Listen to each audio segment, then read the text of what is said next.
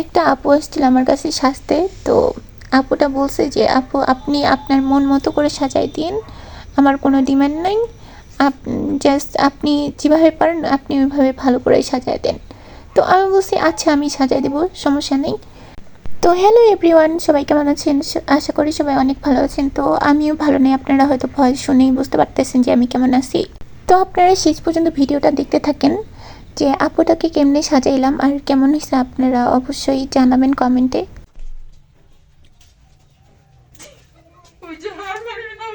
তো আপু আপনার ডিমান্ড কেমন, আর হচ্ছে আপনি আই লুক কেমন নেবেন বলেন? আমার ডিমান্ড হচ্ছে 3 থেকে 3.5। আর আই লুক আপনার যেটা ভালো মনে হবে, আমি তো তেমন কিছু জানি না, তাই আপনার যেটা ভালো মনে হয় আমাকে সেটাই করে দিন। আচ্ছা দিব। আচ্ছা আপনার ফেসটা একটু ভালো মতো দেখি। আর আপনারা কিন্তু ওর হচ্ছে এই হাসি দেখে আপনারা কিন্তু মজা নেবেন না। ও একটু লাজুক স্বভাবের, তো একটু লজ্জা পায়, তো এই কারণে হচ্ছে একটু হাসি ঠাট্টা একটু বেশি করতেছে। তো আপনারা এই জিনিসটা একটু ইগনোর করবেন। হ্যাঁ, ও একটু বেশি হাসি, বুঝছেন? আজকে আমাকে দেখতে আসছে।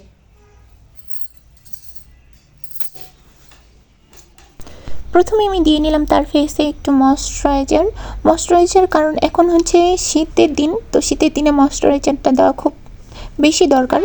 আর দিলে হচ্ছে কি আপনার যে ফাউন্ডেশন, ওই ফাউন্ডেশনের যে কেমিক্যাল দিয়ে কিন্তু ফাউন্ডেশন তৈরি হয়, তো ওই কেমিক্যালগুলো যেন না ভিতরে প্রবেশ করে, এই জন্য হচ্ছে ময়শ্চারাইজার বিশেষ করে দেওয়া দরকার। তো গাইস আপনাদেরকে একটা জিনিস দেখাবো, আপনারা বলবেন হ্যাঁ যে এটা কি। ভিডিও করে না কে দেখতে যাওয়া হইছে। अबे साले कौन सब्जेक्ट अच्छा लगता है? বাইগান।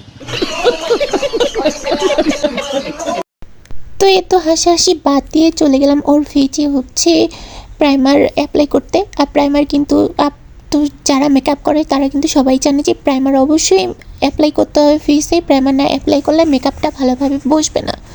তো দেখো কেমনে হচ্ছে আমি প্রাইমারটা অ্যাপ্লাই করি তার ফেসে।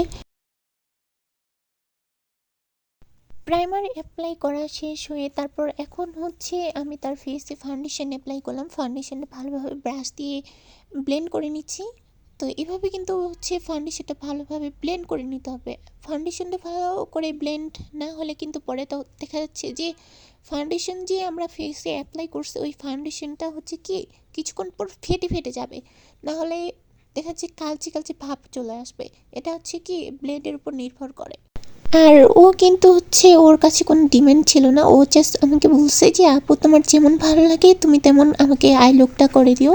আর আমি কিন্তু হচ্ছে কি তার ইনার কোনার মানে যে সাইডে সেটা হচ্ছে আমি জাস্ট লাল কালারের একটা আইশ্যাডো প্লেট নিয়ে, সেটা লালও ছিল না, সেটা হচ্ছে মানে ডিপ লাল ছিল, ওইটা দিয়ে হচ্ছে ভালোভাবে ব্লেন্ড করে দিয়েছিলাম। আর হচ্ছে যে মাঝখানে জাস্ট আমি গ্লিটার ইউজ করছি। আর গাইস ও আমাকে এত বিরক্ত করছিল আর এতবার উঠছিল, আমার জাস্ট প্যারা লাগছিল, মানে কি বলবো, আমার এত খারাপ লাগছিল। ও এতবার উঠতেছে আর সেলফি তুলতেছে, আর ওর এগুলো দেখে আমার খুব বিরক্ত লাগতেছিল। আর ওকে হচ্ছে ফোন দিছিল মানে ওর বর, মানে যেটা হচ্ছে আমার জামাইবাবু লাগে সম্পর্কে। তো ওকে বারবার ফোন দিচ্ছিল, তো তাই ওরা ভিডিও কলে কথা বলছিল। তো ওকে কয়েকজন আবার নিতে আসছে। আর একটা কথা কি, সে কিন্তু হচ্ছে হাতে কোনো পরে নেই, মেহেদি পরে নেই। আর সে বলছে আলতা পরবে, আলতা পরে হচ্ছে হাতে কলকা করবে। আর কপালে যে কলকাটা ওইটা কিন্তু আমি করে দিচ্ছি, আমি কিন্তু ফার্স্ট টাইম কলকা করছি, আমি কলকা অত বেশি পারি না। সো বলছে যে সব মোট মিলে ভালোই হয়েছে, তার ভালো লাগছে। তো এই কথাটা শুনে আমারও অনেক ভালো লাগছে। আর আপনার মেকআপটা কেমন লাগছে আপনি বলেন? আমার অনেক ভালো লাগছে, অনেক অনেক অনেক সুন্দর হয়েছে। আমি তো পুরো নিজের উপর নিজেই ক্রাশ খেয়ে যাচ্ছি, দেখে এত সুন্দর হয়েছে। আর আপনার আই লুকটা কেমন লাগছে আপনি বলেন? আমার অনেক ভালো লাগছে, আমাকে সব কিছু।